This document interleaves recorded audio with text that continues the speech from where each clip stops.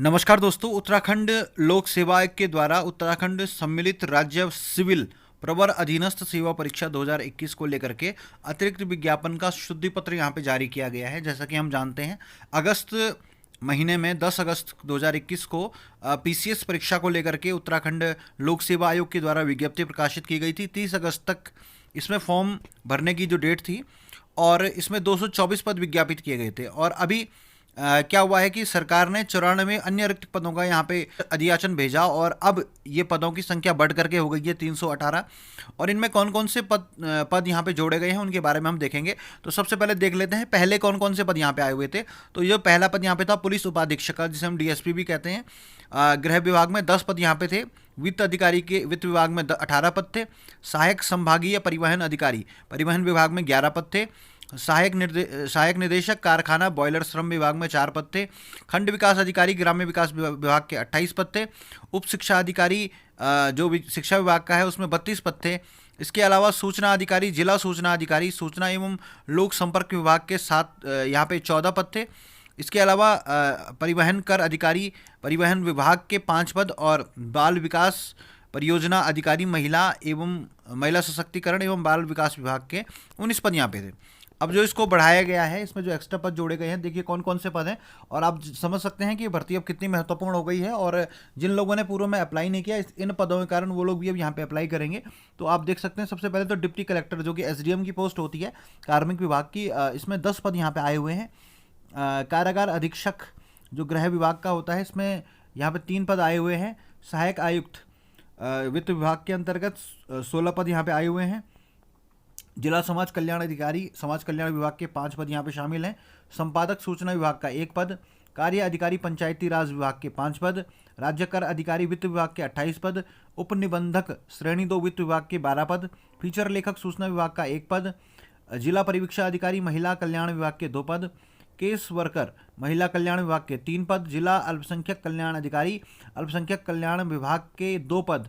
और अधीक्षक राजकीय प्रमाणित संस्था भिक्षुक गृह, राजकीय वृद्ध एवं अशक्त आवास गृह तथा राजकीय दिव्यांग कर्मशाला एवं प्रशिक्षण केंद्र समाज कल्याण विभाग के अंतर्गत यहाँ पे 3 पद, कुल मिलाकर के 91 पद और एक्स्ट्रा यहाँ पे ये जुड़ गए हैं। और इन सबको जोड़ने के बाद में यहाँ पे 318 पद ये हो गए हैं। और इनमें इन्होंने बताया कि कौन कौन से पद यहाँ पे राजपत्रित हैं, कौन से अराजपत्रित। तो आप इसमें देख सकते हैं जो कार्य अधिकारी का पद है वो अराजपत्रित है। इसके अलावा जिला अल्पसंख्यक कल्याण अधिकारी का पद इसमें राजपत्रित है किंतु अस्थायी है, और बाकी अन्य पद जो हैं वो राजपत्रित भी हैं, स्थायी और अंशदायी पेंशन युक्त हैं। अब यहाँ पे जो नए पद जोड़े हुए हैं उनकी एजुकेशनल क्वालिफिकेशन की अगर हम बात करें तो डिप्टी कलेक्टर जो है एसडीएम का जो पद है कार्मिक विभाग का, तो इसमें आपके पास ग्रेजुएशन होनी चाहिए, स्नातक आपके पास होना चाहिए। और अधिमानी अर्हता आप लोग जानते हैं कि 2 वर्ष की न्यूनतम अवधि में अगर आपने प्रादेशिक सेना में सेवा की है या फिर राष्ट्रीय कैडेट कोर यानी एनसीसी का भी प्रमाण पत्र आपके पास हो, तो ये अधिमानी अर्हता के रूप में गिना जाता है। कारागार अधीक्षक के लिए भी यहाँ पे आप देख सकते हैं स्नातक की डिग्री होनी चाहिए, साथ में देवनागरी लिपि में लिखित हिंदी भाषा का ज्ञान होना चाहिए। और अन्य बातों के समान होने पर यहाँ पे अपराध विज्ञान, मनोविज्ञान या सामाजिक विज्ञान में डिग्री या डिप्लोमा धारण करने वाले व्यक्ति को वरीयता दी जाएगी। अधिमानी अर्हता की बात करते हैं तो यही जो चीज़ें इससे पहले आई थी फिर से रिपीट हुई हैं। इसमें शारीरिक मापदंड की बात है तो सीधी भर्ती के लिए अभ्यर्थी का न्यूनतम शारीरिक स्तर यहाँ पे दिया गया है। 168 सेंटीमीटर ऊंचाई होनी चाहिए, जिसमें गढ़वाल और कुमाऊं संभाग के जो अभ्यर्थी हैं उन्हें 163 सेंटीमीटर की ऊंचाई तक की छूट दी जाएगी। सीने का जो घेरा है 81.3 सेंटीमीटर बिना फुलाई और 86.3 सेंटीमीटर फुलाने पर। और जो दृष्टि यहाँ पे है 6/6, ये कारागार का जो ये पद है कारागार अधीक्षक का पद है, उसके लिए ये क्वालिफिकेशंस हैं। इसके अलावा चिकित्सा परीक्षा के लिए विनियमन वही होगा जो सरकार द्वारा समय समय पर विहित किया जाता है, और वही अभ्यर्थी यहाँ पे अर्ह माना जाएगा जो कि इन सारे मापदंडों के मानक को पूरा करता है। गढ़वाल और कुमाऊं संभाग के अभ्यर्थियों को जो हाइट है उसमें छूट मिलेगी, और उसके लिए यदि किसी को छूट चाहिए तो उन्हें मुख्य परीक्षा से पहले इस दावे के समर्थन में ये जो परिशिष्ट 5 यहाँ इसमें दिया गया है विज्ञप्ति के साथ में, तो उसमें उस फॉर्मेट में आपको प्रमाण पत्र यहाँ पे जमा करवाना होगा अगर आपकी ऊंचाई जो है 168 सेंटीमीटर से कम है। सहायक आयुक्त वित्त विभाग का अगला पद है यहाँ पे, इसके लिए भी आपके पास में ग्रेजुएशन होनी चाहिए और साथ में देवनागरी लिपि में लिखित हिंदी का ज्ञान होना चाहिए। और अन्य जो प्रेफरेंसेस है वो वही रहेंगी। यहाँ पे दिव्यांगता ग्रस्त अभ्यर्थियों के लिए भी पद है, और जो यहाँ पे OL श्रेणी है उन्हें भी यहाँ पे आवेदन करने के लिए यहाँ पे योग्य माना गया है। जिला समाज कल्याण अधिकारी का जो पद है इसके लिए भी ग्रेजुएशन होनी चाहिए, और इसके अलावा भारत सरकार द्वारा मान्यता प्राप्त विदेशी विश्वविद्यालय से जो स्नातक उपाधि जिन्होंने प्राप्त किए वो भी यहाँ पे आवेदन कर सकते हैं। और इसके अलावा संपादक सूचना की बात करते हैं। अनिवार्य शैक्षिक अर्हता यहाँ पे जो है एक विषय के रूप में आपके पास हिंदी या संस्कृत साहित्य के साथ स्नातक की उपाधि होनी चाहिए, और या उसके समकक्ष कुछ भी जो सरकार के द्वारा मान्यता प्राप्त हो। और दूसरा, किसी दैनिक या मासिक समाचार पत्र में या सरकार के किसी विभाग में पत्रकारिता या संपादकीय कार्य का 5 वर्ष का अनुभव आपके पास में होना चाहिए। और अधिमान्य अर्हताएँ वही रहेंगी। कार्य अधिकारी पंचायती राज विभाग में आपके पास ग्रेजुएशन होना चाहिए, और ग्रेजुएशन के साथ ही आप इसको भर पाएंगे। राज्य कर अधिकारी वित्त विभाग के लिए भी आपके पास विश्वविद्यालय किसी भी विश्वविद्यालय से स्नातक की उपाधि होनी चाहिए, और साथ में देवनागरी लिपि में लिखित हिंदी का ज्ञान होना चाहिए। साथ में अधिमानी अर्हताएँ वही रहेंगी। यहाँ पे दिव्यांगता के अभ्यर्थियों का भी दिया है कौन से दिव्यांग अभ्यर्थी यहाँ पे आवेदन कर सकते हैं इन पदों के लिए। उपनिबंधक श्रेणी 2 के जो वित्त विभाग का पद है, तो यहाँ पे विधि स्नातक की उपाधि होनी चाहिए, यानी लॉ ग्रेजुएट LLB जिसने किया हो, और साथ में देवनागरी लिपि में हिंदी तथा अंग्रेजी का कार्य साधक ज्ञान होना चाहिए। और अधिमान भी यहाँ पे दिया गया है। फीचर लेखक की बात करते हैं सूचना विभाग के अंतर्गत, तो इसमें एक तो हिंदी के साथ स्नातक की उपाधि होनी चाहिए, और साथ में भारत में विधि द्वारा स्थापित किसी विश्वविद्यालय से या सरकार द्वारा उसके समकक्ष मान्यता प्राप्त किसी संस्था से पत्रकारिता में डिप्लोमा अथवा स्नातक होना आवश्यक यहाँ पे है। और अगर ये सभी चीज़ें समान होती हैं तो प्रेफरेंस किन्हें दी जाएगी, तो उसके लिए भी यहाँ पे दिया गया है समाचार पत्र पत्रिकाओं में लेख पटकथा और फीचर लेखन का जिसके पास 3 वर्ष का अनुभव होगा, या फिर सरकार द्वारा मान्यता प्राप्त किसी संस्था से संगीत प्रकाशन व्यवस्था अभिनय निर्देशन इत्यादि में 1 वर्षीय डिप्लोमा जिसके पास होगा, या फिर जिसने 3 वर्ष प्रादेशिक सेवा में प्रादेशिक सेवा में 2 वर्ष की न्यूनतम अवधि तक सेवा की हो, या राष्ट्रीय कैडेट कोर का जिसके पास B या C प्रमाण पत्र प्राप्त हो।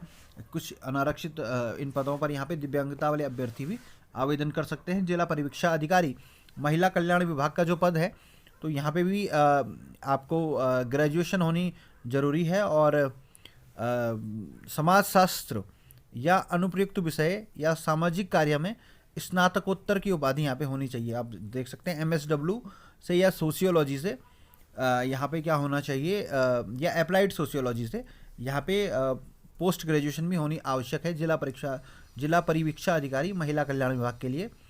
और इसके अलावा यहाँ पे आप देख सकते हैं किसी मान्यता प्राप्त विश्वविद्यालय की विधि स्नातक डिग्री, यहाँ पे किसी ने कोई लॉ ग्रेजुएट है और LLB यदि किसी के पास होती है तो उसे यहाँ पे अधिमान दिया जाएगा, और सामाजिक कार्य का व्यवहारिक अनुभव जिससे होगा उसे भी यहाँ पे प्रेफरेंस दी जाएगी। केस वर्कर महिला कल्याण विभाग का जो पद है, इसमें भी यहाँ पे केंद्रीय सरकार या राज्य सरकार के अधीन जो विश्वविद्यालय होंगे उनमें से या किसी विदेशी विश्वविद्यालय से समाजशास्त्री या अनुप्रयुक्त समाजशास्त्र या सामाजिक कार्य में स्नातकोत्तर उपाधि, जो अभी हमने इससे ऊपर वाले में कहा था MA सोशियोलॉजी या MSW का यहाँ पे एलिजिबिलिटी रहेगी। और जो लॉ ग्रेजुएट्स होंगे उनको भी यहाँ पे प्रेफरेंस दिया जाएगा। सोशल वर्क का जिन्हें एक्सपीरियंस होगा उन्हें भी यहाँ पे प्रेफरेंस दिया जाएगा। इसके अलावा जिला अल्पसंख्यक कल्याण अधिकारी अल्पसंख्यक कल्याण विभाग के जो पद हैं, इसके लिए अभ्यर्थी को ग्रेजुएट होना चाहिए, और इसके साथ साथ में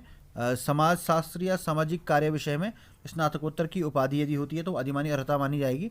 इसके अलावा सरकारी या अर्ध सरकारी अल्पसंख्यक कल्याण संस्था को प्रशासनिक या पर्यवेक्षी हैसियत से चलाने का कम से कम 2 वर्ष का यदि अनुभव होता है तो ये भी यहाँ पे प्रेफरेंशियल क्वालिफिकेशन मांगी जाएंगी। बाकी दोनों चीज़ें तो जो पहले के समान रहेंगी। और अब बात करते हैं अधीक्षक राजकीय प्रमाणित संस्था भिक्षुक गृह, राजकीय वृद्ध एवं अशक्त आवास गृह तथा राजकीय दिव्यांग कर्मशाला एवं प्रशिक्षण केंद्र समाज कल्याण विभाग के अंतर्गत। तो यहाँ के जो क्वालिफिकेशंस हैं इसमें ग्रेजुएशन होनी चाहिए, और इसके अलावा यहाँ पे आप देख सकते हैं भारत सरकार द्वारा किसी विदेशी विश्वविद्यालय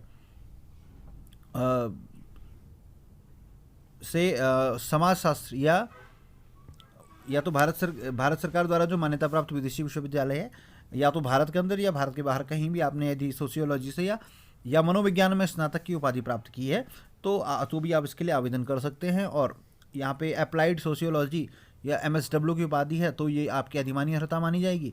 और ये पूर्व का जो अनुभव है या फिर सरकार द्वारा मान्यता प्राप्त कोई औद्योगिक संस्थान से कटाई, सिलाई, बुनाई में डिप्लोमा का प्रमाण पत्र यदि किसी ने हासिल किया है तो उन्हें भी यहाँ पे प्रेफरेंस दी जाएगी।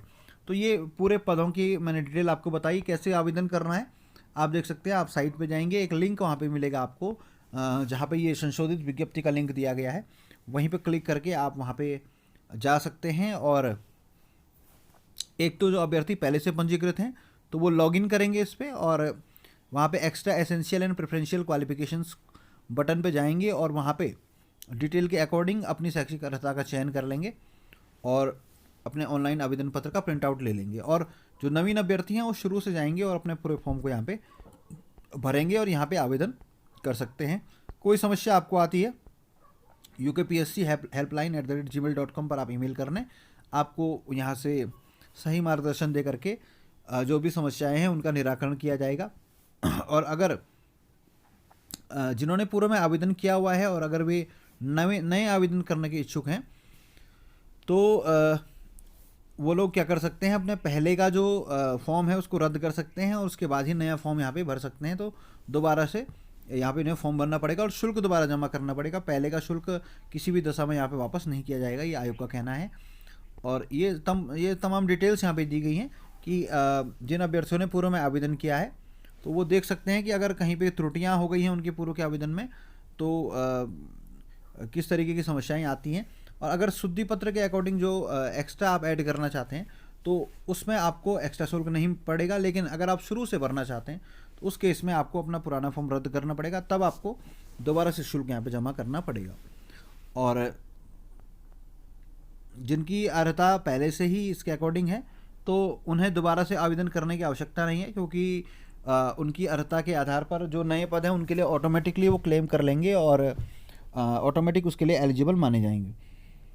इसके अलावा कोई अन्य वांछित अनुभव या वांछित अभिलेख आपका जो है जिसको आपको लगता है कि जिसके कारण आपको यहाँ पे किसी पद में फ़ायदा हो सकता है तो उन्हें पुनः ऑनलाइन आवेदन करने की ज़रूरत नहीं है। आप केवल जाएंगे और अपने पुराने फॉर्म में ही वो अपनी एक्स्ट्रा क्वालिफिकेशन को या एक्सपीरियंस को ऐड करवा सकते हैं।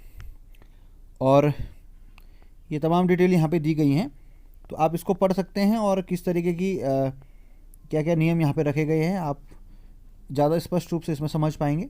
अंतिम तिथि यहाँ पे 28 दिसंबर है और तब तक जो लोग इसके लिए एलिजिबल होते हैं, हो सकता है पिछली बार किसी का रिजल्ट ना आया हो तो अभी रिजल्ट सबके आ गए हैं, ग्रेजुएशन जो लोग कर चुके हैं तो वो लोग भी इस फॉर्म के लिए अप्लाई कर सकते हैं। तो ये संपूर्ण डिटेल्स थी, बाकी जो शर्तें हैं, नियम हैं वो पूरा की भांति यथावत रहेंगे। तो ये संपूर्ण डिटेल्स हमने यहाँ पे आपको दे दी है। अगर फिर भी आपको कोई समस्या है, कोई कन्फ्यूज़न है तो आप कमेंट करके पूछ सकते हैं, तो आपकी उस समस्या का समाधान करने का हम प्रयास करेंगे।